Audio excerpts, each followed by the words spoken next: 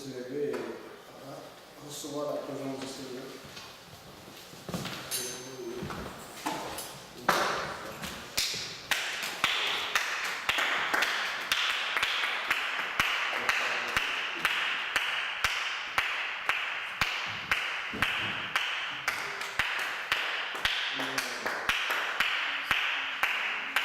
Comme il fait froid, on va chanter un peu pour apporter la chaleur du Seigneur. Oui, j'entre dans le Saint.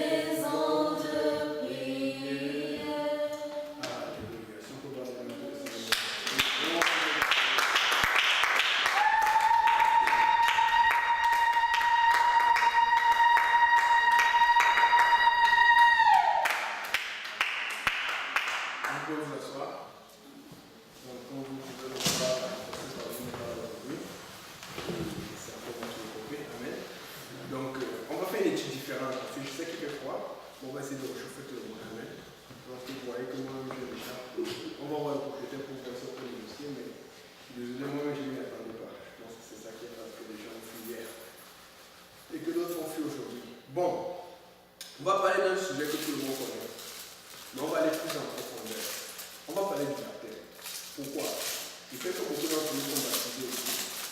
Mais beaucoup de gens ne comprennent pas le mécanisme du baptême, d'où ça vient. Et on va parler surtout du bon baptême. Est-ce que quelqu'un va mieux? Tu vas travailler pour le baptême.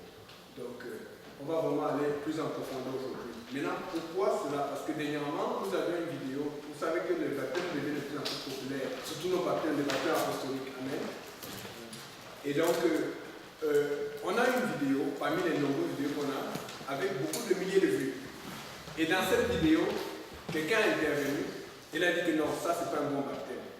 Il ne faut pas menacer une vie avec ça, avec ce genre d'informations. Donc on a commencé à répondre, et il a continué à répondre, on a continué à répondre, il a continué à répondre, et puis ça fait comme tout un long message. Donc on va regarder ces arguments, vous allez voir comment vous allez comprendre beaucoup de choses. C'est bien, des fois on a même peur, vous savez, on a peur, des fois on va venir te dire que pourquoi tu crois qu'il n'y a qu'un seul Dieu? Qu'est-ce que tu dis qu'il n'y a pas le Père, le Fils et le Saint-Esprit? Ou qu'est-ce que tu dis qu'il y a? Comment tu peux le prouver? Des fois tu as même peur d'en parler parce que tu ne médites pas assez. Mais quand tu médites ta parole, quand tu lis comme il faut, tu vas voir. Amen. Donc, je pense que j'aurais bien voulu utiliser le projecteur, mais ça ne fonctionnait pas. La dernière fois on a été chanceux, aujourd'hui ça ne fonctionne pas. Mais on peut quand même le faire. Est-ce que, je pense que nous sommes dans le 20e siècle, high-tech, tout le monde a Internet. Bon, ceux qui ont Internet, est-ce qu'ils peuvent se mettre à côté de ceux qui n'ont pas Internet? On va regarder la vidéo. On va pas ça, on va finir vos abonnés, on va se regarder on va connecter une vidéo et on va juste lire les commentaires là-dessus. On va avancer avec ça. On va faire ça différemment. Ça va être très intéressant.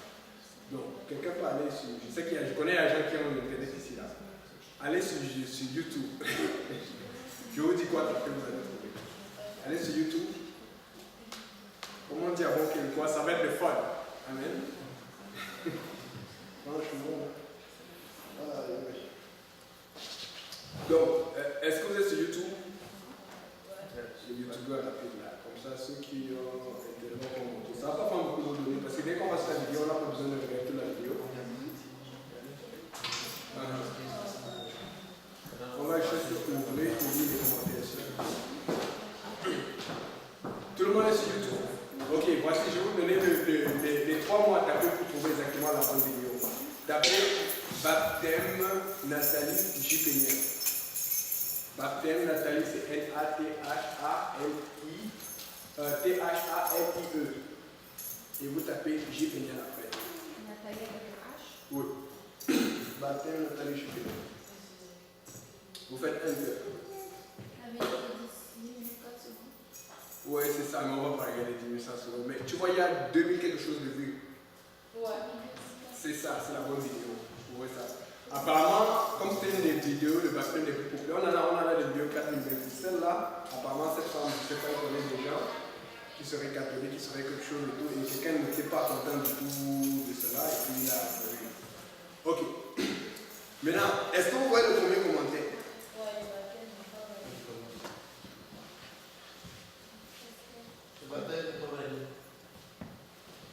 Le baptême n'est pas valide, ok? C'est un certain nommé Pascal. Amen? Donc, on ne sait pas c'est quoi son nom, il faut que la dire là. Donc, le deuxième commentaire, c'est quoi? Ouais, et JPN, qu'est-ce que JPN a dit? Celui qui croirait qu'il sera baptisé sera sauvé, mais celui qui ne croira pas sera condamné. Ok, tu peux juste enlever le volume. Voilà. Est-ce que tu vois le premier commentaire? Il faut aller sur la vidéo, voilà. Ah bon, c'est vrai qu'avec ce logiciel, souvent, on essaie de ça avec directement Internet. Avec Safari. C'est bon. Donc, je pense que tout le monde connaît ce verset, Amen. Parce que le baptême est important pour le salut. Amen. Si tu n'es pas baptisé au nom de Jésus-Christ, tu ne peux pas te sauver. Si tu es baptisé au nom de Jésus-Christ, tu es en route vers le salut parce qu'il y a d'autres étapes. Amen. Mais il faut commencer par cela. Maintenant, son deuxième commentaire, quelqu'un peut l'aider? Ce n'est pas le baptême en lui-même qui n'est pas valide, c'est la forme qui n'est pas respectée. On ne baptise pas au nom de Jésus-Christ, mais au nom du Père et du Fils et du Saint-Esprit. Ok. Qui a déjà entendu parler du baptême au nom du Père, du Fils et du Saint-Esprit? Je pense tout le monde. Je pense que la plupart d'entre nous étions baptisés au nom du Père et du Saint-Esprit. Moi compris. Amen. Mais quand je suis venu à la vérité, je me suis fait rebaptiser au nom de Jésus-Christ. Donc on va regarder ces arguments et on va regarder les arguments de Jésus. On va regarder ce que la Bible dit. Amen. Bon, qu'est-ce que J. Péniel a répondu? Au contraire, le seul bon baptême doit être fait au nom du Seigneur Jésus-Christ. Acte 2.38.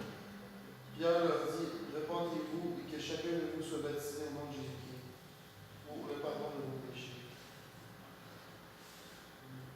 Et vous serez le don du Saint-Esprit.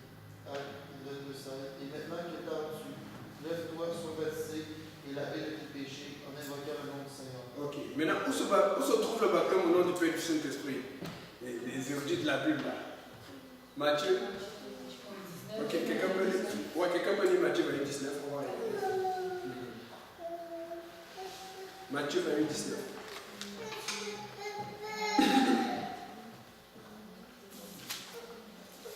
Jésus, allez, faites de toutes les nations des disciples, les baptisant au nom du Père, du Fils et du Saint-Esprit. Ok. Là maintenant, on a un endroit dans Matthieu, là où Jésus parle aux disciples, il lui dit, allez faire de toutes les nations des disciples, les baptisant au nom du Père, du Fils et du Saint-Esprit. Amen.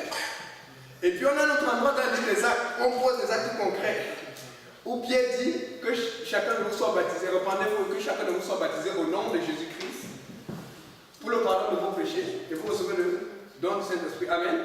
Donc, on nous a toujours appris, et moi je le crois, que la Bible, c'est un tout, c'est comme un puzzle. Ça va de A à Z et tout fait du sens.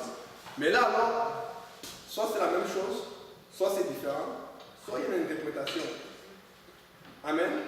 Je pense qu'on me suit. Donc, maintenant, qu'est-ce que nous on enseigne? Premièrement, Père, c'est pas un nom. Je répète d'abord les choses qu'on a l'habitude de répéter, et puis on va venir sur des détails que vous ne connaissez pas encore. Vous allez voir d'où ça vient ce qu'après en fait. Père, c'est pas un nom. Père, c'est un titre. Amen. Moi, je suis père. Je suis un fils. Mais quand on s'adresse à moi, on dit Yannick. Parce qu'il y a beaucoup de pères ici dehors. Amen. Mais il y a un seul Yannick, Jésus J. Péniel. Amen. Je suis fils. J'ai un papa. Amen. Je suis gentil. Moi, je pense qu'il y a des gens qui me trouvent gentil ici. Peut-être d'autres, pas du tout. Tout va un peu. Mais il y a beaucoup de gens qui sont gentils dehors. Mais il y a des gens aussi qui sont méchants. Amen. Donc ça, c'est général. Mais maintenant, quand tu veux pointer, c'est pour ça que vous allez voir quand vous êtes dans le dictionnaire, il y a ce qu'on appelle les noms propres et les noms communs. Dans un nom commun, c'est un nom qu'on peut appeler tout le monde. Un peu comme si tu sors, tu vas voir une voiture. C'est un nom commun pour un appareil qui peut se déplacer à 4 roues. Mais si tu veux une voiture spéciale, comme la seule du Sud qui veut les gros 4x4, désolé, tu vas dire que tu veux peut-être la Jeep, parce que tu veux, et tu vas démarrer le modèle et l'année. Tu comprends un peu. Tu vas donner le nom de la voiture. Mais si tu dis une voiture, tu vas te parler, comme on dit à mon québécois, du chat. Amen. Je pense qu'on me suit. Donc, dans Matthieu 19, il n'y a pas de nom qui est prononcé. Ce sont des titres. Maintenant, il y a aussi un autre problème. Il y a un autre point de vue qu'on oublie souvent de voir. Dans Acte 2, verset 38, le Seigneur dit, Pierre dit, repentez-vous. C'est-à-dire qu'il demande avant de se baptiser, de se repentir. Amen. Donc, nous tous, on nous a appris qu'avant de venir à Dieu, avant de faire quelque chose, tu dois reconnaître tes péchés. Tu dois demander pardon à Dieu sincèrement. Amen. Mais est-ce que vous voyez le mot repentance dans Matthieu 19? Non. Ok, donc ça veut dire que si les gens s'approchent à ce verset, ça veut dire que les gens sont en train de dire littéralement que va te faire baptiser, va te faire repentir. Vous comprenez un peu? Parce que c'est ce qu'ils utilisent. Ils disent que non, si Jésus l'a dit, ça suffit. Donc si Jésus l'a dit, tu n'as qu'à faire que le baptême sans te repentir. Vous comprenez où je vais en venir? Maintenant, Jésus parle du consolateur du Saint-Esprit. On sait dans beaucoup d'endroits, dans la Bible, que ce soit dans Actes, dans Corinthiens, que ce soit même dans Matthieu, dans Jean, quand Jésus dit, je vous enverrai le consolateur. Nous savons que nous avons besoin du Saint-Esprit. Alors, qu'est-ce qui se passe? Dans Matthieu 19, tu ne vois aucun ordre par rapport au recevoir le Saint-Esprit. Tu vois juste un ordre qui dit, faites de toutes les nations des disciples, les baptisants. Donc, ce qui veut dire que c'est un ordre général. Mais si tu veux faire comme ceux qui font l'habitude, pour l'appliquer terre à terre, il faut donc que tu l'appliques totalement sans même. Parce que si tu ajoutes, c'est qu'il faut aussi que tu puisses aller ajouter le nom. Vous comprenez où je vais en venir? Parce que, regardez un peu la logique, tous ceux qui baptisent au nom du Père, du Fils et du Saint-Esprit utilisent toujours cet argument. Maintenant, je vais apporter d'autres arguments qui utilisent par rapport à l'histoire. Et on va essayer de comparer cela. Ils utilisent toujours l'argument qu'il faut faire exactement ce que Jésus a dit. Alors, ce qu'il faut répondre, quand ils apportent encore ce doute, c'est que si tu fais exactement ce que Jésus a dit, tu ne mets pas la repentance dedans, tu fais juste le baptême, tu ne mets pas le Saint-Esprit dedans, et tu penses que tu es sauvé comme ça. Puisque la Bible parle qu'il faut se repentir. C'est un tout le baptême. il faut que tu te repentes, il faut que tu confesses au Seigneur que tu as fait ça, tu regrettes et tu veux changer. Et après le baptême, il faut que tu ressens le Saint-Esprit. Alors aussi, il faut juste appliquer ce verset, avoir serre les autres versets. Amen. Je pense qu'on me suit toujours. Ok, maintenant, le monsieur voulait nous... Le commentaire qui suit maintenant. En attendant, j'ai mis acte... Oui, on a lu Matthieu 22. Maintenant, on a lu acte 2, 30. Quelqu'un peut lire acte 22, 16. Quelqu'un peut lire acte 22, 16. Ça va que ça va chauffer maintenant. Ouais.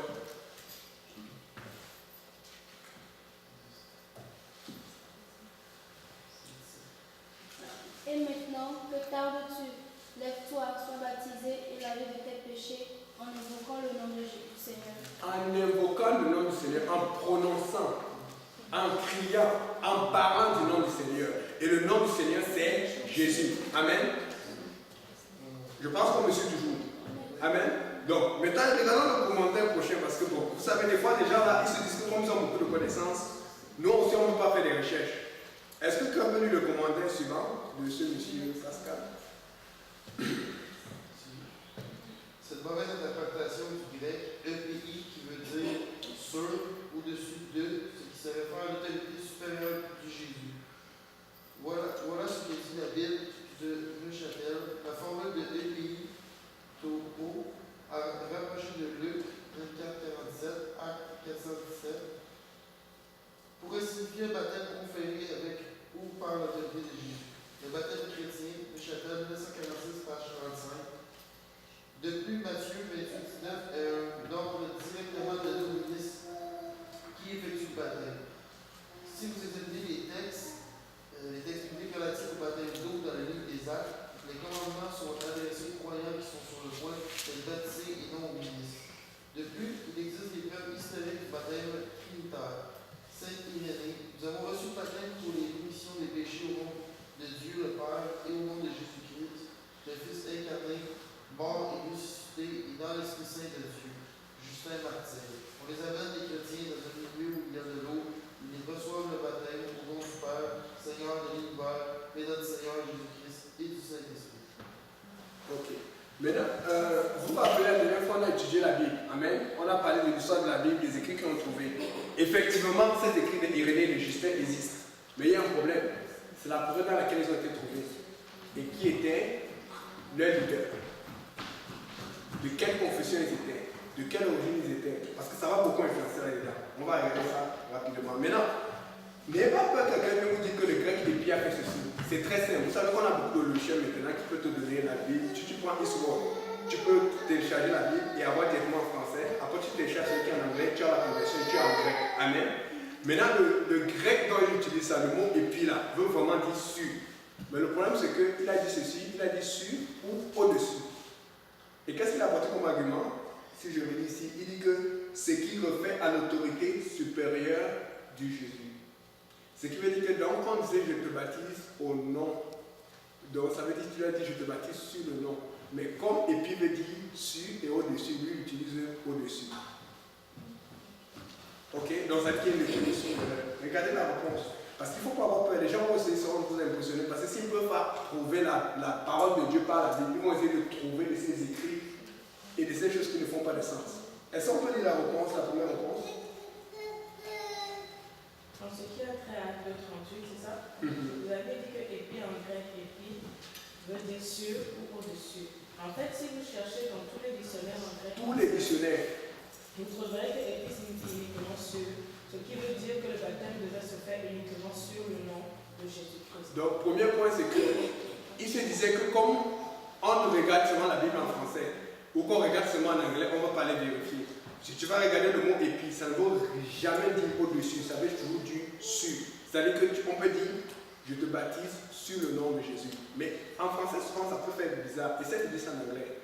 I baptize you on the name of Jesus.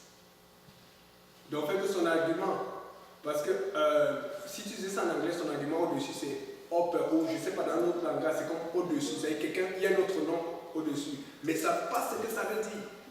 Donc ça dit qu'il tente de donner un argument et vous allez voir que quand on a répondu comme cela, Par la suite, il dit que non, mais c'est pas, il commence à jeûner. Ça veut dire qu'au départ, quand il a dit épi, sur ou au-dessus, il pensait qu'on allait pas les vérifier. Vous comprenez un peu? Donc c'est d'abord la mentalité qu'il y a contre laquelle il faut lutter. Les gens, d'abord, ils ne croient même pas à ce qu'ils font, mais ils veulent soit nous faire croire. Ouais, tu es chez moi. Oui, quand il dit au-dessus, là, ça veut dire qu'il faut baptiser au-dessus d'un nom supérieur à Jésus. Ben, c'est parce qu'il a apporté le fait que Jésus est soumis au Père. Mais si les soumis au Père, ils ne sont pas égaux, donc c'est pas la vérité. C'est ça justement, mais ça c'est un autre problème. Mais pour son problème, il ne veut même plus savoir. Là, il ne veut pas prouver la Trinité, il veut seulement prouver qu'il faut baptiser au nom du Père et du Saint-Esprit. Donc voilà pourquoi il faut à tout prix qu'il nous apporte, il nous pousse à croire qu'il faut dire au-dessus. Alors que c'est ici. Vous comprenez un peu? Donc, on continue. Par la suite, il dit autre chose. Il a parlé d'Irénée et de Justin Martyr. Amen. Et ce sont des écrits qui existent. Bon, est-ce qu'on peut continuer l'explication de J.P.N. Le deuxième point? Ensuite, si j'applique votre même raisonnement à Matthieu 28, 19, on ne trouve pas le mot épi car justement le nom n'est pas indiqué dans ce verset, mais c'est plutôt les titres qui sont indiqués. Père, Fils, Saint-Esprit ne sont pas les noms, mais les titres. Ok, maintenant ce qui se passe, c'est que lui, il est parti faire cette étude juste pour Acte 2, 38, mais il n'a pas fait la même chose pour Matthieu 28, 19. Ça, c'est la tricherie. Parce que quand tu vas regarder comment écrit Matthieu 28, 19 en grec, tu te rends compte que le mot épi n'est pas utilisé. Vous savez quel est le mot qui est utilisé? C'est le mot ex. Ex veut dire pour, ouvert. Ce qui veut dire que, on nous recommandait ceci, c'est que si tu appliques la même façon que tu as déterminé le baptême au nom de Jésus-Christ, et que tu détailles ça pour le baptême au nom du Père et de l'Esprit, tu vas traduire, bon, sinon il était d'accord que si on traduit Acte 2, 38, ça va donner que chacun de vous soit baptisé sur le nom de Jésus. Amen. Mais si on traduit de la même façon, parce qu'il faut comprendre que les traducteurs qui ont traduit au nom de Jésus, c'est parce qu'ils sont constatés que non, c'est dans ce sens qu'ils voulaient aller. Et ce sont les grands traducteurs, les anciens traducteurs.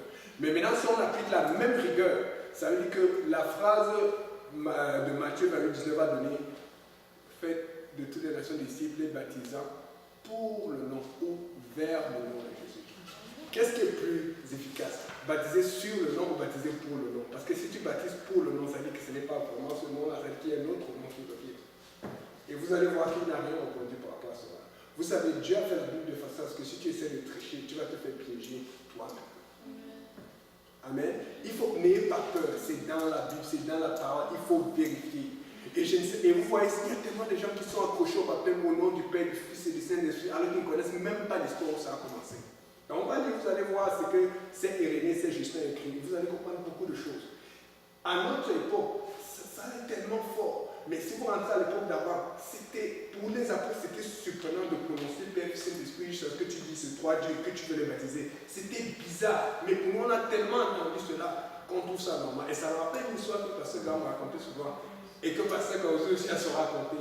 C'était une maman qui faisait beaucoup la laine, mais une bonne laine de rôti là.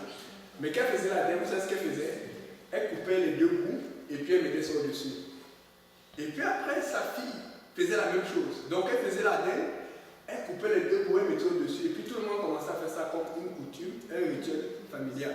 Mais un jour, le mari de la petite fille a dit, mais pourquoi on fait ça tout le temps? Est-ce que ça change pas? C'est la même laine, c'est le même bout et tout.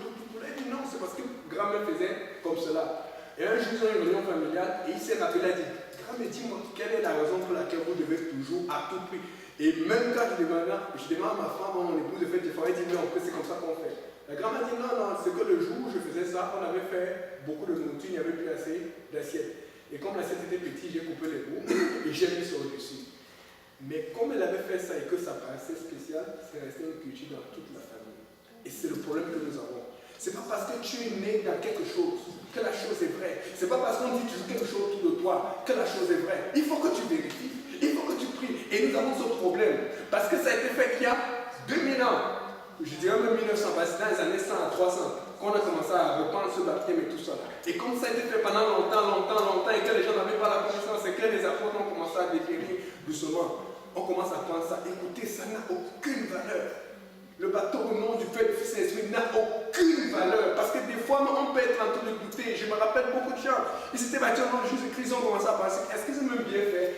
Tu as très bien fait de te baptiser au nom de Jésus-Christ. Si tu es baptisé au nom du Père et de l'Esprit, tu n'as pas le nom de Jésus sur toi. C'est vraiment un baptême qui est venu de l'homme. Ça ne vient pas de Dieu. On va continuer. Ok. Maintenant,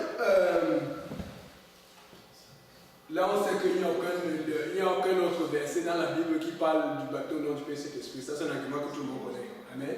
Le seul baptême qu'on voit régulièrement revenir, c'est le baptême au nom de Jésus-Christ. Maintenant, on va lire quelque chose sur... Est-ce que vous pouvez lire sa réponse qui suit? Et puis signifie uniquement sur, on ne parle pas d'étymologie mais de grec. Ok, vous vous rappelez, il avait d'abord dit que ça voulait dire sur ou au-dessus. Et là, qu'on l'a ramené, il dit que ah, oui, ça veut dire dessus, on ne parle pas d'étymologie. Il veut nous envoyer pour dire qu'on n'est pas en train d'étudier, mais c'est ce qu'il a commencé à faire. On est en train d'étudier les mots. Vous savez, il faut chercher. Quand tu ne cherches pas, vous pouvez faire en vrai. Parce qu'en venant en grec, tu pensais qu'on allait paniquer et qu'on n'allait pas vérifier. Et qu'on a vérifié, il est revenu. Continuons.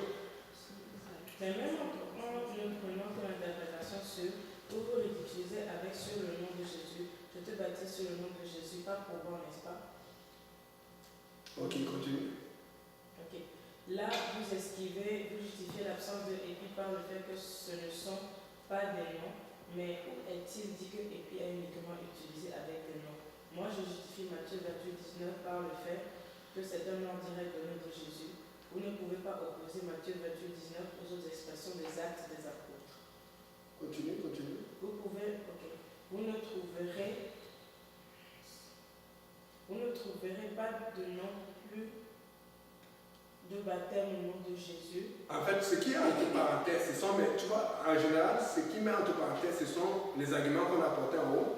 Et après, il commence à dire, comme par exemple, pouvez-vous montrer un seul verset dans l'Église comportant le nom de Jésus? C'est-à-dire qu'il essaie de répondre à chaque chose. Tu vois un peu? C'est juste qu'il a copié ce qu'on a mis et il essaie de répondre en bas. Donc, fait que souvent, quand on voit une question qu'on pouvait dans son discussion, c'est juste qu'il essaie de répondre à chaque question. Et ça fait plus professionnel quand tu réponds point par point. Ok, continue s'il te plaît. Vous ne trouverez pas non plus de baptême au nom de Jésus. Trouvez-moi un seul verset avec une parole directe, je te baptise au nom de Jésus. Le seul verset direct, c'est Matthieu 28, 19. Ok. Et il n'a pas répondu à cela. Continue. J'ai payé.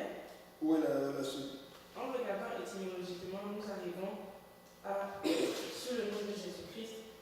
Mais les grands esprits traducteurs des siècles anciens ont tous convenu que si on regarde en contexte, en fait, Acte 2:38 dit au nom de Jésus-Christ, et d'ailleurs, c'est ce qu'on retrouve dans toutes les Bibles. Maintenant, si on applique la même rigueur à Matthieu 28, 19, elle est d'accord que ça donne pour le nom du Père, du Fils et du Saint-Esprit.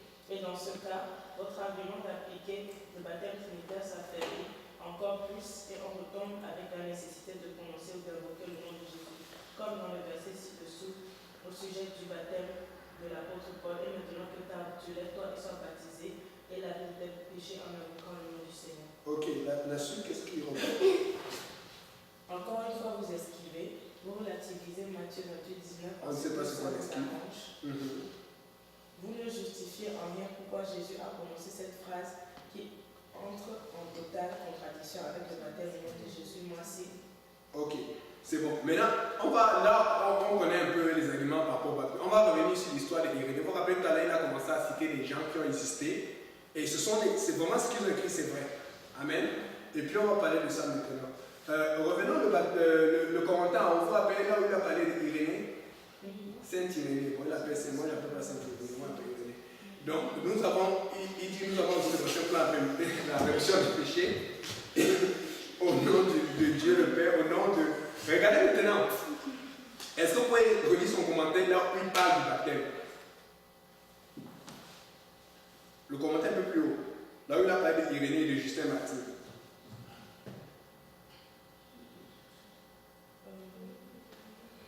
Et là, exactement, parce qu'il s'est rendu compte que comment vérifier, s'il a enlevé quelque chose, on allait attraper. C'est une mauvaise interprétation du grec et puis. Oui, descend, va jusqu'à quand il dit Irénée. Tu es dans le bon endroit. Le plus des preuves historiques du baptême trinitaire. Est-ce que vous avez trouvé ça? Ça, c'est très important. Ça va changer beaucoup de choses. Est-ce que vous avez trouvé de quoi je suis en train de parler? Là, on a lu ça tout à l'heure. Oui, Saint-Irénée. Ouais. Nous avons reçu le baptême pour la rémission des péchés au nom de Dieu le Père et au nom de Jésus-Christ. le Fils incarné, mort et ressuscité dans l'Esprit Saint de Dieu, Justin Martyr. Ok, maintenant, est-ce que c'est la même chose que le baptême trinitaire? Hein? Il a en train d'utiliser un argument de ce qu'ils ont écrit. Est-ce que vous remarquez qu'il y a une différence? Dans le baptême trinitaire, c'est au nom du Père, du Fils et du Saint-Esprit. Ici, il dit au nom de Dieu le Père et au nom de Jésus-Christ, le Fils incarné. Il ajoute Jésus-Christ. Il y a un problème. Lis encore ce que Matthieu a écrit en plus bas. Et c'est un écrit qui est authentifié parce que c'est le grec ancien et qui est reconnu. Lis ce que Justin Matthieu a écrit plus bas. Et c'est lui qui l'écrit. On les amène, en parenthèse les chrétiens, dans un lieu où il y a de l'eau, et ils reçoivent le baptême au nom du Père, Seigneur, le l'univers, et de notre Seigneur Jésus-Christ et du Saint-Esprit. Ils ont ajouté aussi Jésus-Christ. Vous savez pourquoi? Parce qu'il y a eu un problème dans le temps quand les apôtres ont commencé à mourir à partir. Tous baptisés au nom du Père et du Saint-Esprit. Mais comme ces Irénée et ces Justin étaient des érudits, il fallait qu'ils expliquent pourquoi on baptisait au nom de Jésus-Christ. Et comme ils ont vu qu'il y avait cette confusion, qu'est-ce qu'ils ont fait? Ils ont continué le baptême trinitaire, mais en ajoutant le nom de Jésus à l'intérieur. C'est d'où vient cela? Mais ceux qui sont venus plus loin ont été courageux, ont totalement enlevé le nom de Jésus-Christ. Voilà pourquoi le diable a besoin d'enlever le nom, parce qu'il a peur du nom. Si tu ne portes pas le nom quand tu vas dans l'eau, tu es cuit. Il faut le nom de Jésus. Et ce sont les écrits qui sont authentifiés parce que s'ils trichaient, on allait le trouver. C'est exactement comme ça que Irénée a écrit et que Justin a écrit. Mais c'est parce qu'ils avaient commencé déjà à dévier. Et donc, dans leur formule, bien qu'il y ait Père, Fils et Saint-Esprit, il y a quand même Jésus. Mais comment est-ce qu'il ose dire que c'est la même chose? Parce que le baptême trinitaire dit seulement au nom du Père, du Fils et du Saint-Esprit. Vous pouvez voir l'expérience du nom. Mais nous savons que le nom du Père, c'est Jésus. Nous savons que le nom du Fils, c'est Jésus. Nous savons que le nom du Saint-Esprit, c'est Jésus. Ce qui veut dire que lui qui alimentait tout à l'heure, tout ce qu'il disait, vous allez voir, pendant tout son détail, il disait que tous les anciens, surtout les érudits publics, ils baptisaient tout au nom du Père et du Saint-Esprit. Mais ça, c'est un baptême au nom du Saint-Esprit. Ça, c'est un baptême au nom du Père, au nom du Fils Jésus, et au nom du Saint-Esprit. Ce n'est pas la même chose. C'est pour ça que vous avez souvent entendu le pasteur dire qu'il y a beaucoup d'églises où souvent on te baptise, mais on prononce plus le nom, ou on apprend à dire au nom de Jésus. Parce que ça, c'est la confusion.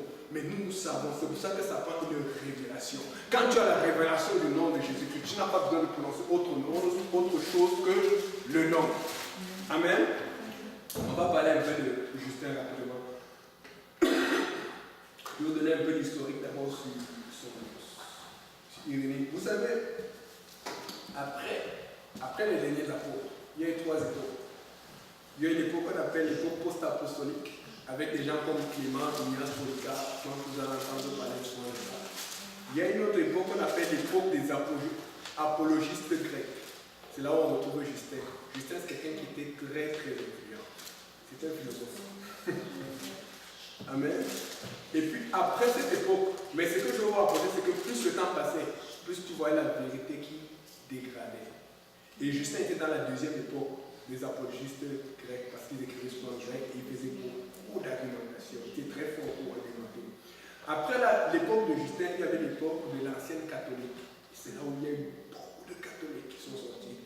Et de ce groupe-là sortait Irénée, que lui l'appelle Saint-Irénée.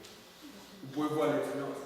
Plus le temps passe. Et la première époque, c'est dans les années 90 aux années 140 après Jésus-Christ. La deuxième époque, c'est dans les années 130 aux années 180 après Jésus-Christ. La troisième époque, c'est dans les années 170 aux années 327 après Jésus-Christ. Et si vous voyez, les livres qu'on a trouvés en ce moment-là, à cette époque-là, disent le monde aussi. Donc, maintenant, je veux juste parler encore de quelques petits trucs sur l'histoire. Parce que mon point ici, c'est que vous savez, on parle tellement de baptême à notre ère maintenant qu'on oublie même d'où ça vient.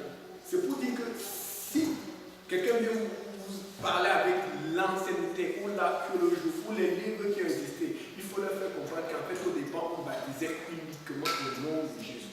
Parce que le baptême au nom de Jésus a tellement l'air populaire partout qu'on commence à se dire que non, ça a une fondation. Ça n'a aucune fondation dans le passé. C'est un mensonge qui vient directement du profondeur de l'enfer. Aucun baptême ne se fait au nom du Père, du Fils et du Saint-Esprit. Aucun. Ok.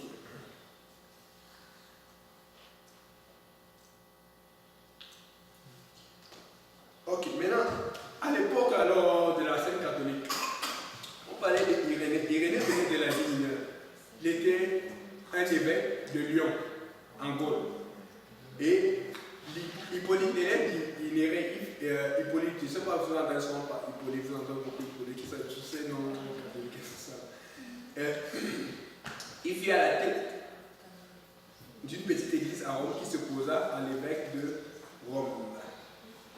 toujours l'histoire.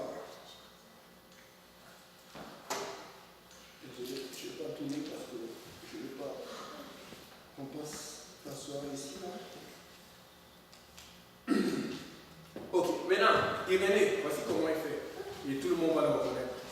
Irénée interprète certains passages de l'Ancien Testament d'une façon qui implique une sorte de distinction entre Dieu et la parole avant l'incarnation. Vous allez voir que la plupart des trinités font la séparation. Et c'est comme ça qu'il interprète. La parole, voici par exemple quelque chose qui dit, la parole parla à Adam dans Genèse 3:8. Genèse 9:24 fait référence au Père et au Fils.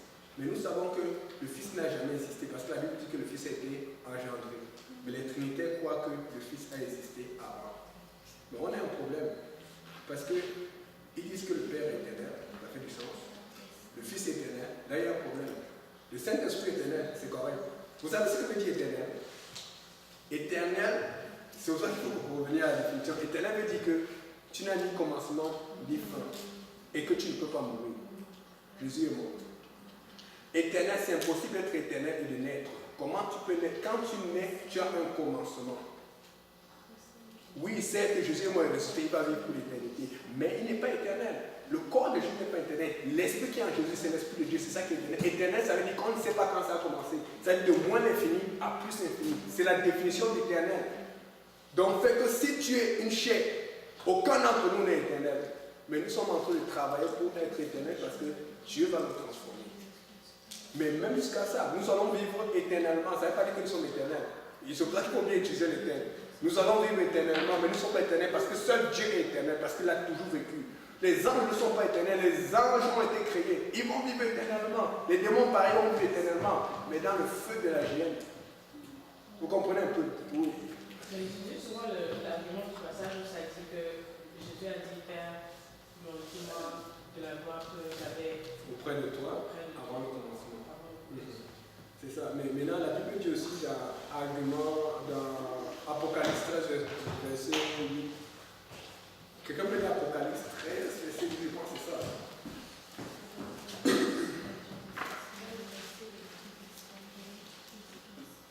Et tous les habitants de la terre l'adoreront, ceux dont le nom n'a pas été écrit dès la fondation du monde dans le livre de vie de l'agneau qui a été immolé.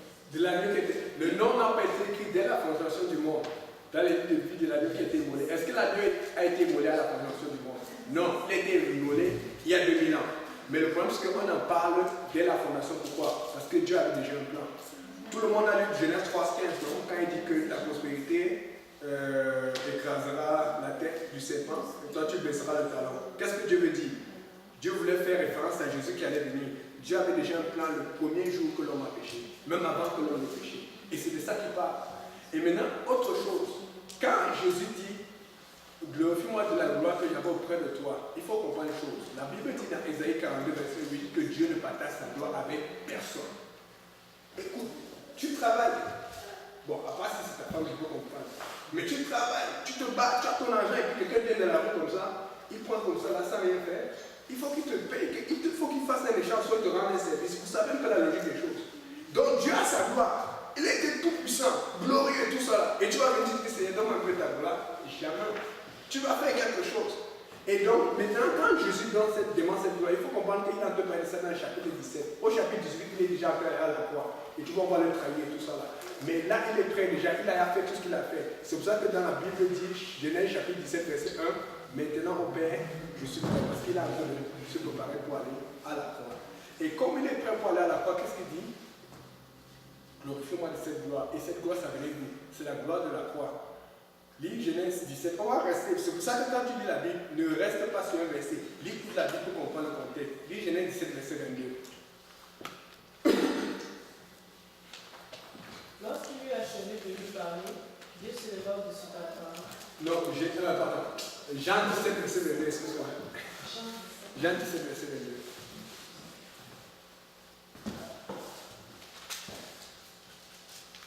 Je leur ai donné la gloire que tu m'as donnée, afin qu'ils soient un comme nous sommes un. Afin qu'ils soient un, parce qu'il faut la perfection en Dieu. Je leur ai donné la gloire que tu m'as donnée. Mais c'est de quelle gloire? C'est la gloire de la croix, parce que Dieu ne va pas, Jésus ne va pas donner sa gloire. Amen. Pour prouver cela, lis Romains 8, verset 17.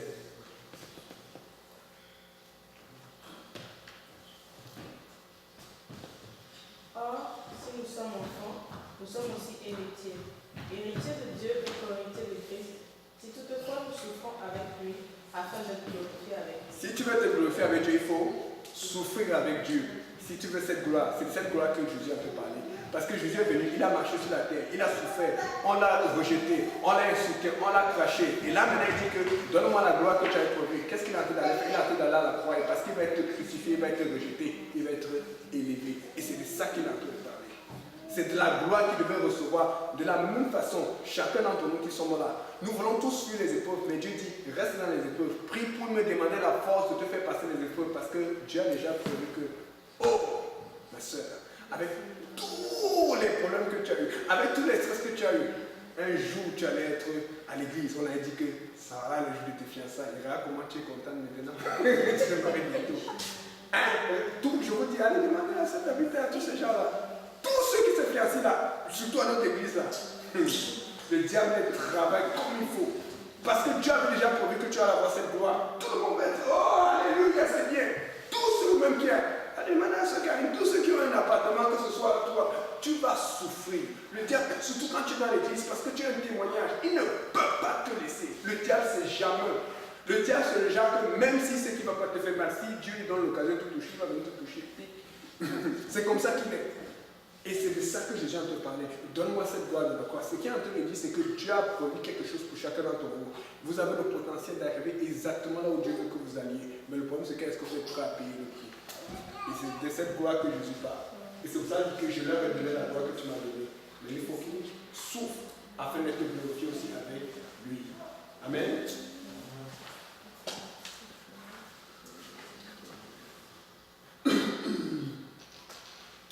La dernière œuvre importante d'Irénée fut la démonstration de la prédication apostolique dont nous avons retrouvé un seul manuscrit dans une tradition aryenne qui contient certainement de nombreuses altérations non identifiables. Cette œuvre parle aussi du Père, Fils, Parole et de l'Esprit sagesse en utilisant le langage d'attributs ou manifestations. Dieu est rationnel et donc produit des créatures par sa parole. Dieu est esprit et donc il crée tout par son esprit. La parole est appelée le Fils, mais l'Esprit est la sagesse de Dieu. Tu vois un peu? La parole est appelée Fils et il a fait la séparation entre le Fils et Dieu, mais l'Esprit c'est la sagesse de Dieu. Vous vous rappelez une fois, je vous avais parlé de ça, qu'il y a beaucoup de gens qui personnifient la sagesse. La sagesse n'est pas une personne, la sagesse c'est la personne, c'est la qualité de Dieu. Il est ça, il est tout puissant. Donc vous pouvez voir, il y a qui commence à avoir une rétrogradation de la vérité, une dégradation de la vérité. Ce n'est plus la même chose que c'était. Ce n'est plus la puissance apostolique dont Paul prêchait. Amen. Maintenant, continuons. Je vais parler rapidement de Justin, dont il a parlé tout à l'heure. Vous avez vu aussi que Justin, dans ses dits, il utilise aussi le nom de Jésus-Christ. Parce que Justin, c'est l'un des plus influents de son époque. Il était très influent. Bon, le plus influent des apologistes grecs fut de loin Flavius Justinus, c'était son nom d'origine, ou Justin, qui naquit dans une colonie romaine à Samarie. C'était un philosophe grec qui continuait à porter son manteau et son titre de philosophe après sa conversion à la chrétienté. C'est-à-dire qu'il était philosophe avant de se convertir, et quand il s'est converti, il est resté philosophe. Si tu es en Christ, tu es une nouvelle créature. Les choses anciennes sont passées, toutes choses sont nouvelles. Dieu nous a appris ça. Et tu sais que quand tu changes, que tu vas à Dieu, tu vas vraiment changer. Parce que vous savez beaucoup d'idées qu'il y a dans la philosophie. Je vis donc je suis. Il y a des choses qui ne sont pas bonnes. Il y a des choses. Donc s'il a gardé son manteau, c'est qu'il va avoir une mauvaise influence. Maintenant, la Bible dit, l'histoire dit ceci. Justin ne fut pas ordonné et ne tenait pas d'office religieux. Il n'a pas eu comme une ordination, dit que bon, voilà, aujourd'hui tu deviens pasteur ou érudit ou évêque. Il n'a pas eu, mais il était très influent. Ça me fait penser à des gens. Le pasteur là, il prêche toute la soirée. Il prêche tous les jours. Il enseigne, il vit, il a un exemple, un témoignage avec sa famille. Et puis les gens rentrent à la maison, il prend le téléphone, il appelle tel frère ou telle personne de sa famille, qui n'a aucun bagage dans l'église, qui ne vit même pas pour Dieu, mais parce qu'il il a lu la Bible, il a fait pour de philosophie ici là, et c'est lui qu'on écoute. C'était le Saint de Justin. Vous allez reconnaître quelqu'un comme ça dans votre vie. Tu es là le pasteur de Saint-Bou. Tu as les gens qui vivent pour Dieu, qui ont des problèmes financiers tous les jours, qui souffrent tous les jours, qui sont martyrisés. Mais toi, tu vas trouver le Justin dans ta vie. Oh, c'est bon. Donc, c'était un enseignement laïque itinérant, un enseignement. Par 2 fois, il résidait à Rome où il fut décapité pour ses croyances. Il fut surnommé le philosophe et le martyr. Pourquoi les gens l'appellent Justin Martyr. Les écrits de Justin sont plus volumineux que tous les autres de cette époque réunis. Il influença largement les écrivains qui viennent après lui, plus qu'autre. Il est le responsable de la doctrine du logos. Donc, c'était une des grandes innovations. Maintenant, ce qui se passe avec Justin, c'est que lui, il mettait beaucoup la philosophie à la chrétienté. Voilà pourquoi c'était quelqu'un qui prêchait beaucoup aux non-chrétiens, pas aux chrétiens. Donc, il les a tirés à la non-chrétienté, mais en ajoutant ce qu'il faisait qu'il y avait comme, c'est comme tu mets de l'eau dans le vin. Il était très fort pour cela. Voilà pourquoi il était très populaire. Nous, on ne veut pas l'eau dans le vin. Nous, on veut la doctrine apostolique. Nous, on veut la parole pure de Dieu parce que c'est ça qui sauve. Ce n'est pas en trichant et en ajustant qu'on va au ciel. C'est en faisant exactement ce que Dieu demande. Amen. Regarde, on va dire qu'il n'y a qu'un seul baptême, c'est au nom de Jésus-Christ.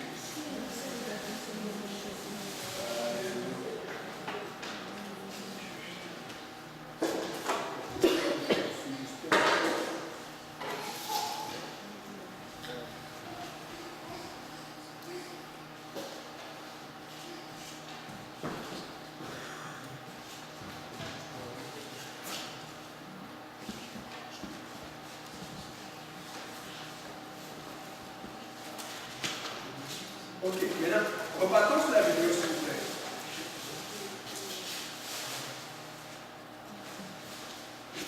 La vidéo, regardons les commentaires. Il y a un commentaire qui parle du gâcher. Du gâcher, c'est un livre important aussi de l'Ancien Testament. Là, il voulait nous finir avec. Attends, je suis en train de descendre. Descendant après le commentaire qui marchait avec Christian.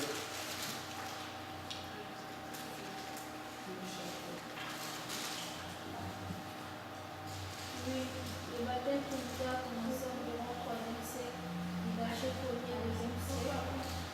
Au sujet du baptême baptisé ainsi après. Là, c'est qui pour voir? Est-ce que c'est lui ou c'est Jésus? Ça, c'est lui. Ok, c'est ça, on chercher ça. C'est juste après là où Jérémie a répondu des versets ci-dessus. Si vous avez Attends, les autres vont retrouver.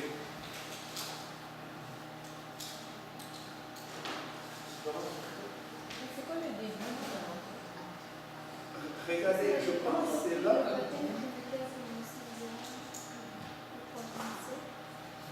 C'est vraiment en bas. Ça commence par le baptême trinitaire.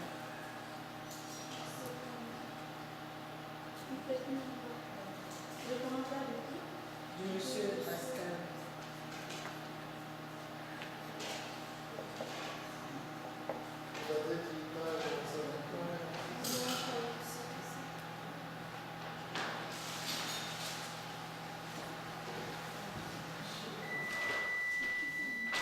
Ok, vous avez vu là où il parle du gâcher?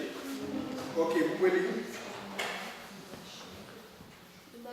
Là, tu me reconnais parce que moi j'avais dit ça comme la a commencé au 3e siècle parce que je reconnais ça à la Trinité, mais ça avait commencé un peu avant. Donc, vous voulez qu'on me dise, ok, c'est juste un détail.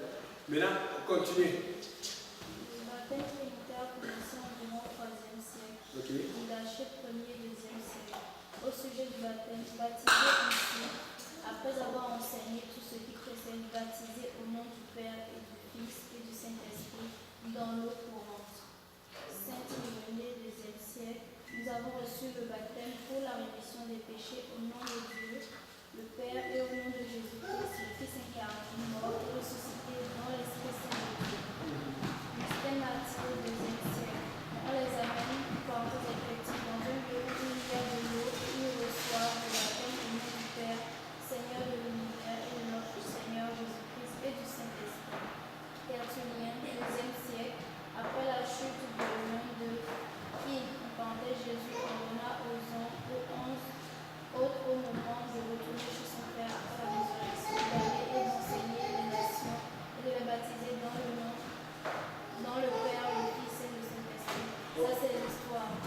faut rappeler que Tertullien, c'est celui qui a apporté, qui a l'origine vraiment de la Trinité. Donc vous pouvez voir comment on a levé. Maintenant, le didaché, ce qui se passe ici, c'est que là, il a dit que le didaché, c'est au sujet du baptême, baptisé ici, après avoir fait tout ce qui précède, baptisé au nom du Père, du Fils et du Saint-Esprit, dans de l'eau courante. Effectivement, c'est écrit dans le didaché. Mais le problème, c'est qu'il s'est arrêté là. Regardez la réponse plus bas. Oui, oui. Au sujet du didaché premier des insectes, les historiens reconnaissent qu'en dépit du titre, le didaché n'a pas été écrit par les apôtres ou même reconnu par Parce que beaucoup de gens disent que ça a été écrit par les apôtres, mais même les citoyens disent que ça n'a pas été écrit par les apôtres, à cause de la façon d'écriture, l'époque et tout ça là. Ça n'a pas été écrit du tout par les apôtres. Et c'est souvent l'argument qu'ils ont apporté. Si on vous dit que ça a été écrit par les apôtres, vous dites non. Continue, s'il te plaît. Le didaché dit de baptiser au nom du Père, du Fils et du Saint-Esprit dans de l'eau vive. Okay. Mais il dit aussi que personne ne mange ou boive de votre action de grâce Eucharistie, sauf ceux qui ont été baptisés dans le nom du Seigneur. Et ce même passage identifie Jésus comme étant le Seigneur. Vous comprenez? Donc, il a utilisé une partie du didaché qui dit de baptiser au nom du Père et du Saint-Esprit, mais le même livre didaché dit ce que vous avez lu, que personne ne mange ou boit de votre action de grâce, on parle de l'Eucharistie, sauf ceux qui ont été baptisés dans le nom du Seigneur, et ce passage identifie Jésus comme étant le nom du Seigneur.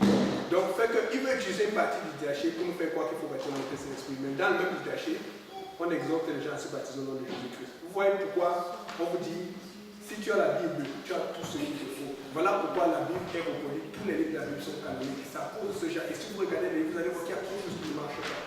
Parce que l'intelligence que ça prend pour écrire là, ce n'est pas l'intelligence humaine, c'est l'intelligence de Dieu. C'est Dieu qui a dirigé chaque livre de la Bible. C'est Dieu qui a dirigé chaque homme de Dieu qui a écrit sa parole dans la Bible. Amen. Très important. On va parler rapidement de l'histoire du gâchis.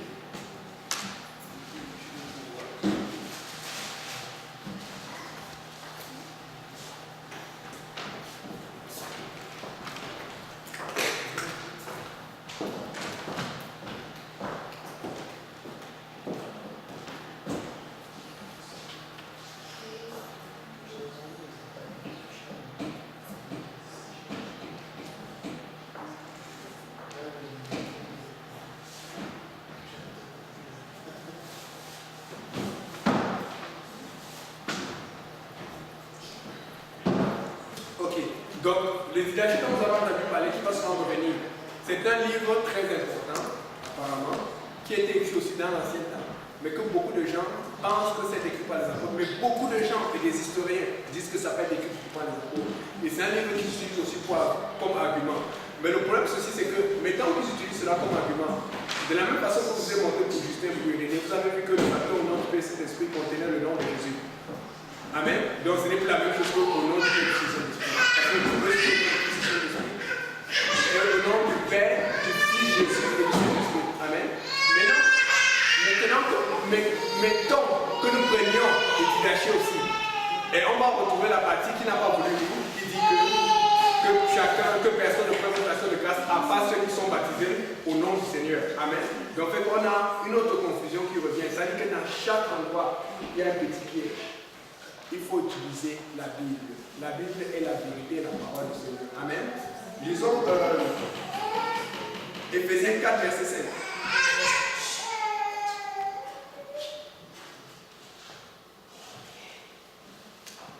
Il y a un seul Seigneur, une seule foi, un seul baptême.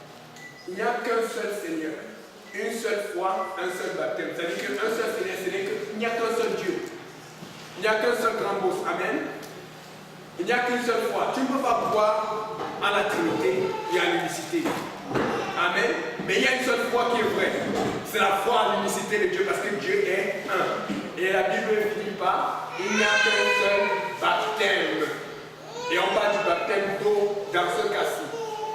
Le bon baptême, c'est le baptême au nom de Jésus-Christ. Amen. Est-ce qu'on peut lire Colossiens 3, verset 17?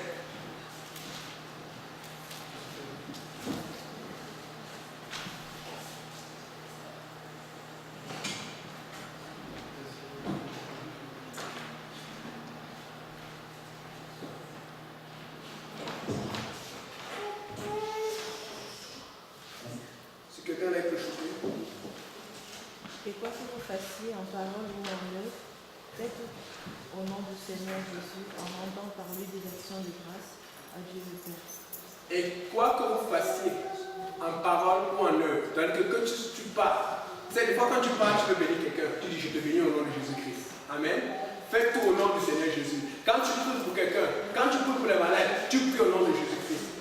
Je n'ai jamais vu quelqu'un qui prie pour quelqu'un au nom du Père, du Fils et du Saint-Esprit. Il n'y a pas de puissance là-dedans. Et il dit en œuvre, en action. Donc quand tu baptises, quand tu poses un geste, la Bible dit que fais tout au nom du Seigneur Jésus, parce que dans le nom du Seigneur Jésus, tu as la garantie, tu as la signature que tout va fonctionner, que tu auras la bénédiction. C'est-à-dire que tu sais, tu conclus avec le nom du Seigneur Jésus. Amen.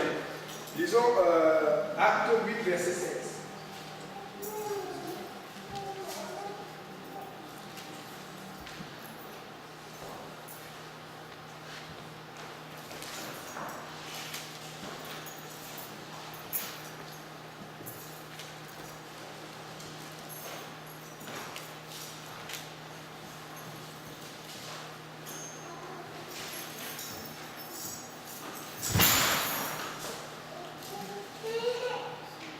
Quelqu'un là, il peut chuter. Pierre n'était pas encore descendu sur aucun lieu. Il avait seulement été baptisé au nom du Seigneur Jésus. Et on voit encore le nom du Seigneur Jésus qui revient. Parce qu'on parlait du Saint-Esprit. On a prié pour qu'ils reçoivent le Saint-Esprit parce que depuis, on n'avait pas reçu le Saint-Esprit. Mais ils avaient seulement été baptisés au nom du Seigneur Jésus. On peut voir beaucoup d'endroits où le baptême est fait au nom de Jésus. Est-ce qu'on peut lire Acte 19, versets 1 à 6?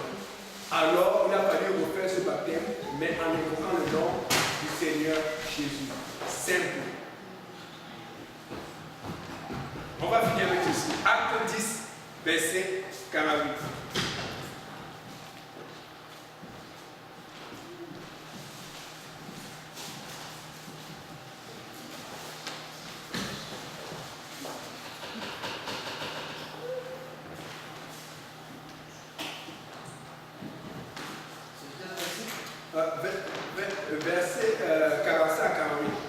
Acte 10, verset 45 jusqu'à 48. Tous les fidèles circoncis qui étaient venus avec Pierre furent étonnés de ce que le don du Saint-Esprit était aussi répandu sur les païens. Pierre les entendait parler en langue glorifiant Dieu. Alors Pierre dit, nous avons refusé l'eau du baptême à ceux qui ont reçu le Saint-Esprit, aussi bien que nous. Et il leur donna qu'ils fussent baptisés au nom du Seigneur, pourquoi il pria de rester quelques jours auprès d'eux. Ok. Et on sait que le nom du Seigneur, c'est Jésus. Mais même à ça, je suis tombé sur plusieurs personnes qui apportent l'argument que ici il n'y a pas de nom du Seigneur Jésus. Donc fait qu'on peut appeler le nom du Père et du Esprit. Je voulais vous apporter ceci. C'est vérifiable. Allez sur internet, tapez Codex Sinaiticus ou Codex Vaticanus ou Codex Alexandrinus. Ce qui se passe, c'est que comme la technologie évolue, on a pu cartographier, on a pu scanner tous les anciens écrits, les plus importants, pas tous, mais les plus volumineux. Et tu peux vérifier. En grec ancien, ce verset-là, ce n'est pas écrit au nom du Seigneur, c'est écrit au nom.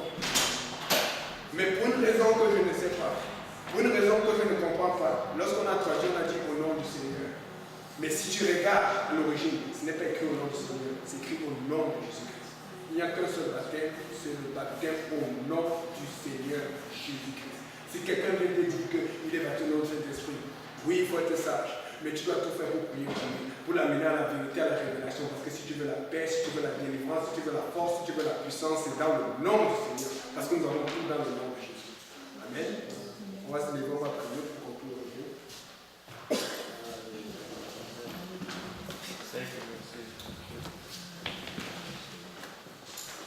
Alléluia, Seigneur.